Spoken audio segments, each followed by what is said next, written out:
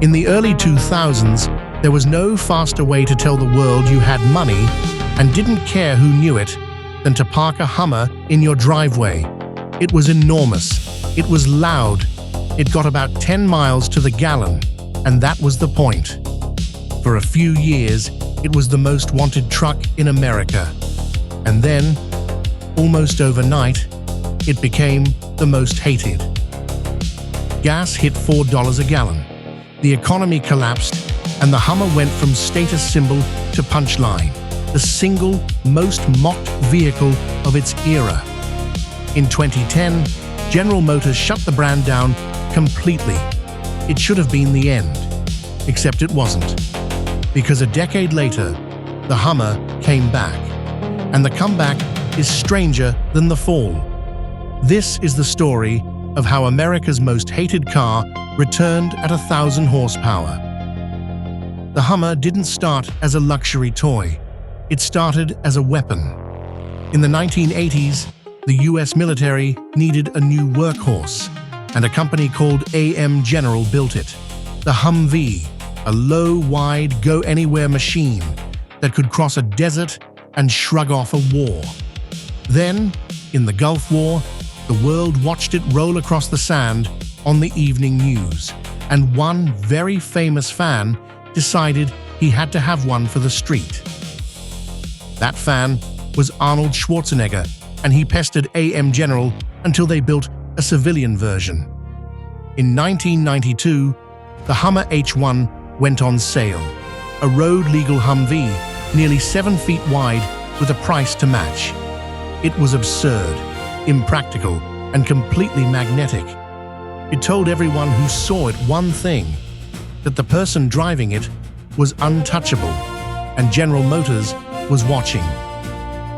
In 1998, GM bought the Hummer brand name and saw something AM General hadn't. This wasn't a truck, it was an attitude you could sell by the 100,000. GM took the wild, expensive idea of the H1 and made it bigger and cheaper to reach. In 2002 came the H2, still vast, still aggressive, but built on familiar GM truck parts so ordinary buyers could actually afford one. And they did. The H2 landed at the perfect cultural moment. It was the early 2000s. Big was good, more was better, and excess was something to show off, not hide. Rappers put Hummers in music videos. Celebrities collected them. For a few golden years, the Hummer was everywhere.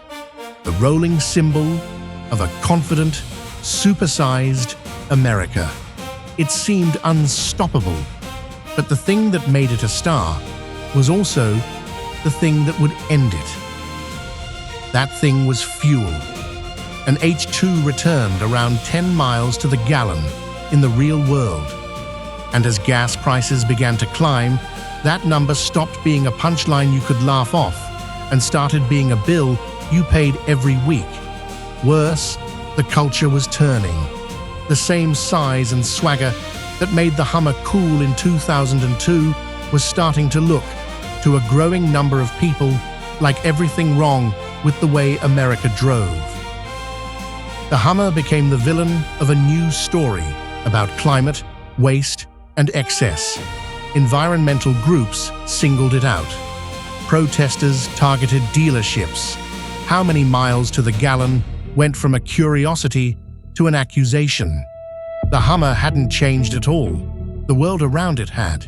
And when the world turns on you, being the loudest thing on the road is no longer an advantage. It's a target. Then came 2008. Gas spiked toward $4 a gallon. The financial crisis hit, and General Motors, the giant that owned Hummer, was suddenly fighting for its own life, sliding toward a bankruptcy and a government bailout that would have been unthinkable a few years before. A company surviving on emergency loans could not afford a brand whose entire identity was burning fuel nobody wanted to pay for anymore. Hummer sales fell off a cliff. The truck that once meant you'd made it now meant you hadn't been paying attention. GM, forced to shrink to survive, put Hummer on the list of brands it would have to let go, alongside Pontiac and Saturn.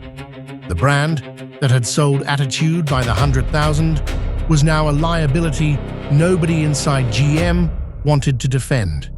The only hope left was to find somebody else to buy it. And for a moment, somebody did. In 2009, GM struck a deal to sell Hummer to a little-known Chinese company called Tengjong, a heavy machinery maker most Americans had never heard of, betting it could sell big American trucks to a new world. It was an odd, almost poetic ending, the ultimate symbol of American excess sold off to China. But the deal needed approval from Chinese regulators, and that approval never came. In early 2010, the sale quietly collapsed. There was no buyer, no rescue, and no reason left to keep the brand alive. So, General Motors did the only thing left to do. It announced that Hummer would be wound down and closed for good. The last H3 rolled off the line, the dealerships emptied, and the most hated car in America simply stopped being made. For 10 years, that was the end of the story. The Hummer became a punchline frozen in time, a relic of an era that had embarrassed itself, the answer to a trivia question about everything the 2000s got wrong. Used H2s sold cheap to people who didn't mind the looks or the fuel bills. The name Hummer stopped meaning power and started meaning a kind of cheerful, slightly shameful nostalgia.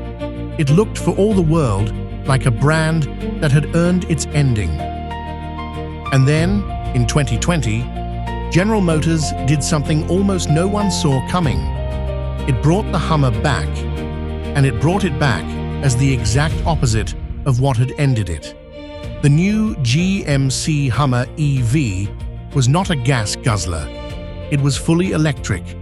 The brand that had been a symbol of burning fuel was reborn as a symbol of leaving fuel behind entirely.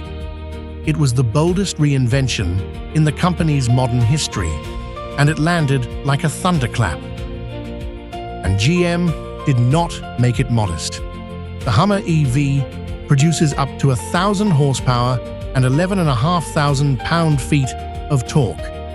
It sprints from 0 to 60 in around 3 seconds, supercar quick, in a truck the size of a small house.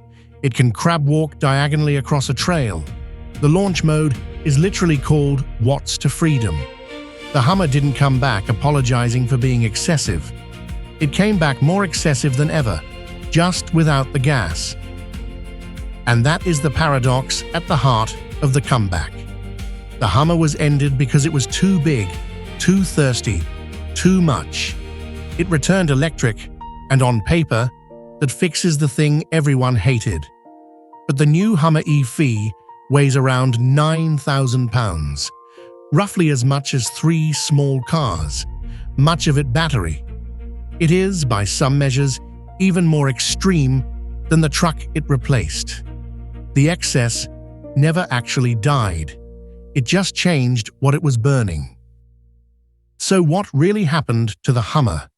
It was never really about fuel economy or war or even the cars themselves.